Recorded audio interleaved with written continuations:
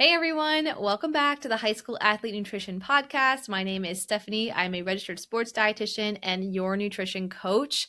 I'm excited to be back. It has been a minute since I've released a new podcast episode.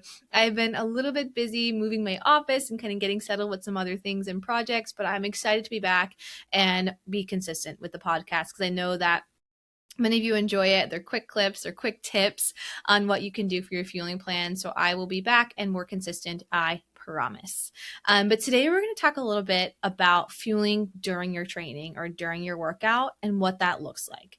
And I want to talk about this because a couple weeks ago I was running a race, and in the middle I was like reaching for my fuel pouch and grabbed my gel and opened it, and it was like sticky and kind of messy. And I kept thinking, like, this is what athletes want to know about. They want to know what to choose, what it's like, what to expect. Do they need fuel during certain training sessions? And so that little sticky moment kind of inspired me to dive a little deeper into why you should pack pre-workout or mid-workout fuel, when you should have it, and the fuel choices. So we're going to talk a little bit about that today. But the first thing I want to address is, do you even need fuel during a workout?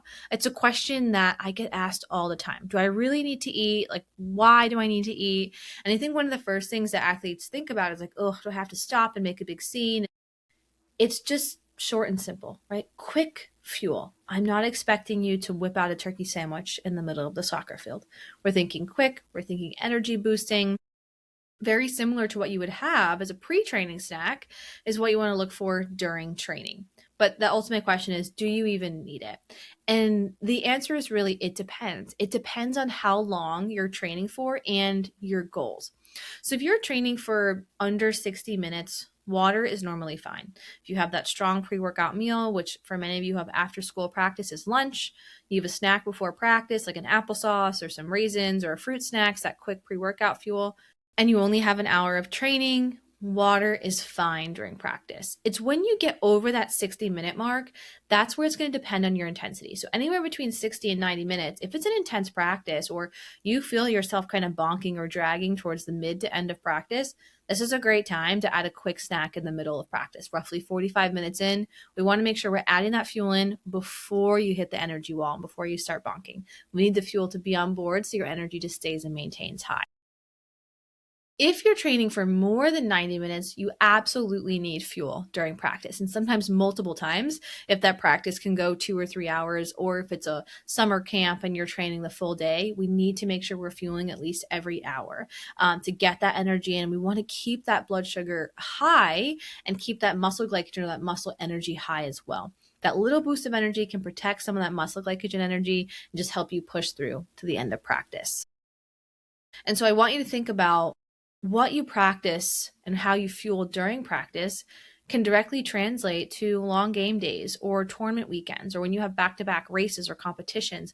Practicing your fuel during training not only supports your energy during training, but it also boosts your confidence to knowing what to choose on those competition days. Because if there's one thing you take away from this, is that you never want to try anything new on competition day. So practice your mid-training fuel and your pre-training fuel on practice and training days, so that directly translates to competition day.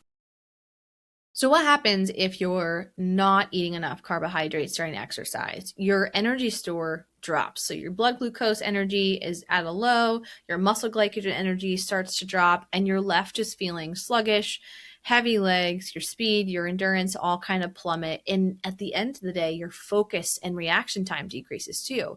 And when you have a lag in muscle and brain linkage and communication, that increases your injury risk. And that's the last thing I want for any of you, is to be injured because you weren't fueling your body. These are simple things that we can do to help elevate your game. Now let's talk about some of the easy things that you can grab. And there's three key things we're going to talk about. One, those quick and easy sports drinks. Then we're going to talk about sports fuel. And then we're going to talk about real food. What you choose is completely up to you. The goal is just to make sure that you're choosing quick and easy to digest carbohydrates. Quick energy is what we're looking for. We don't want you, again, to break out a full meal or a full rice bowl during practice. Quick, and simple. Sports drinks are a great thing to practice with because they go down pretty easily. Most athletes are already drinking them to some degree during training, and they give you a great combination of fluids, carbohydrates, and electrolytes that support not only your energy, but your hydration.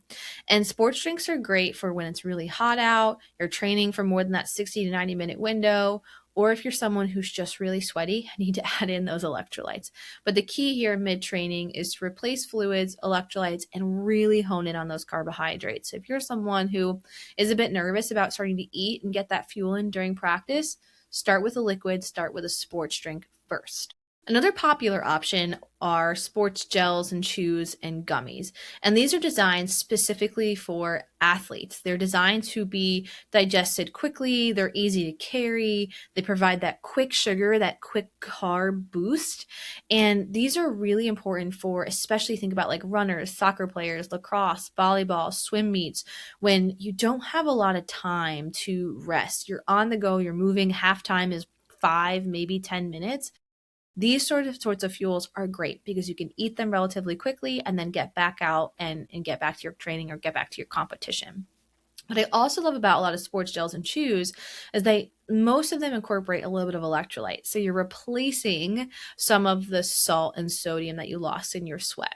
The only thing about these, you have to make sure that you're also hydrating with them. So you have the carb and the electrolyte in the sports gel and chew. You want to make sure you're pulling in some water too. But these can be a really great option when it comes to fueling during practice or during competitions. And then option 3 is just leaning into real whole food, looking at snacks as an opportunity to fill that fueling gap. And this is where you can grab things like applesauce, goldfish, pretzels, granola bars, fruit leather, dried fruit. These are all great options that you can have during practice or during competition day.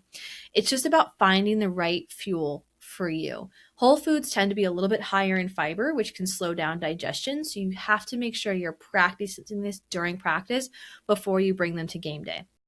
I work with many athletes where they just don't like sports gels and sports chews, and that's fine. We lean into applesauce. We look at orange slices and bananas or dates and dried fruit. There's many, many things that we can do to get that carb in, and then we just have to be strategic on the hydration and the electrolyte part.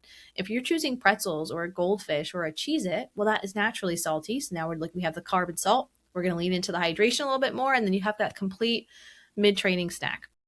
It's just about finding what works best for you and then finding that timing. So the number one thing I've said a few times, but I'm going to say it again because it's really, really important. You have to practice these things. So practice having applesauce during practice for a few days. If that works for you, great. You found your mid-workout snack. Or if you have really long practices that are going maybe 3 hours, you might need 2 to 3 mid-workout snacks. Maybe one's applesauce, maybe one's a sports gummy, and then you come back to pretzels at the end. You can mix and match. You absolutely do not need to be stuck in one category. Another important piece is the timing. When should you fuel? And there's some simple guidelines for when you want to add that fuel in. We talked about some quick rules of thumb. If you're training less than 60 minutes, water's fine. If you're training 60 to 90 minutes, you might want to add something depending on your goals and how your energy lasts with that 90-minute workout. If you're training more than that 90 minutes, leading into that 2+ hours, you absolutely need something during training. But when do you add that fuel during training?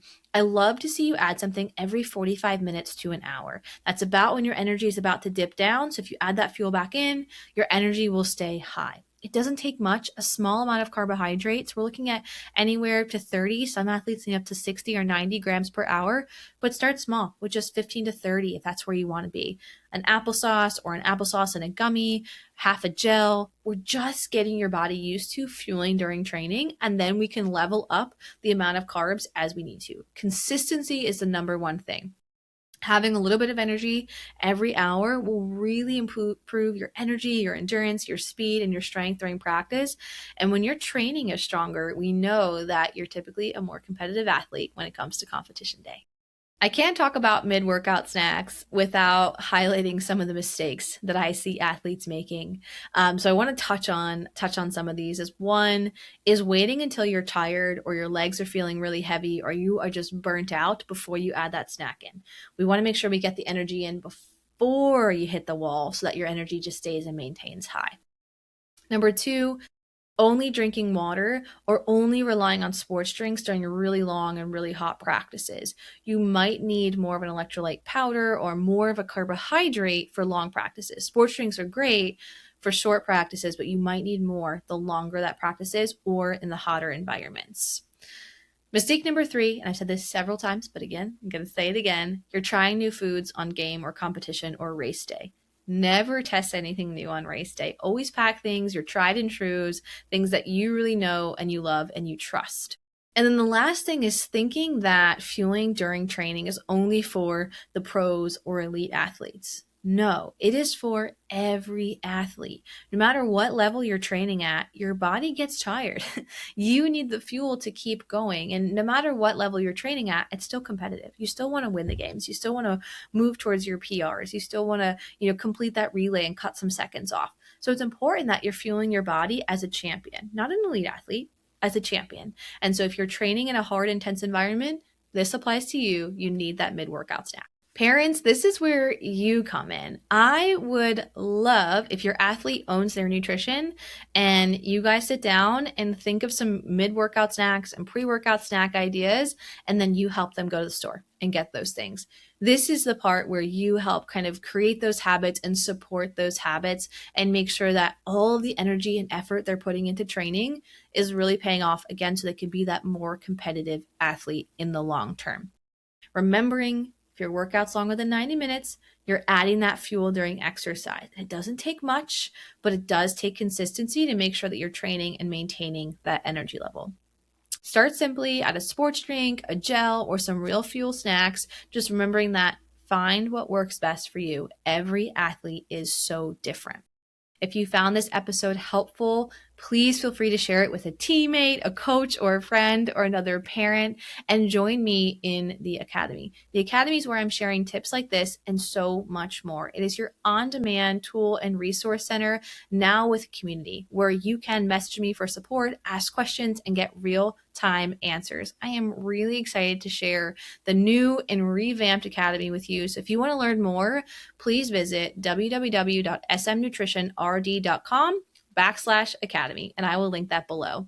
But until next time, athletes, happy fueling.